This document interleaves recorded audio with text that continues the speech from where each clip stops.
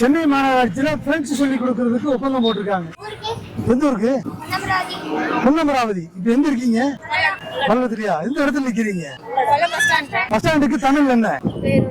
நீங்க இருங்கம்மா, நீங்க வீட்டுல சொல்லி கொடுத்துருக்கணும்ல. அப்போ இங்க ரெண்டு சொல்லி கொடுக்குறீங்க. ஸ்டாண்டுன்னு என்ன தம்பி?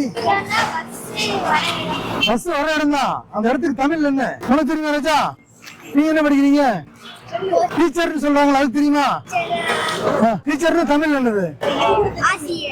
ஆசிரியரா? பிடி சார்னு சொல்றாங்கல்ல, தமிழ் என்னது?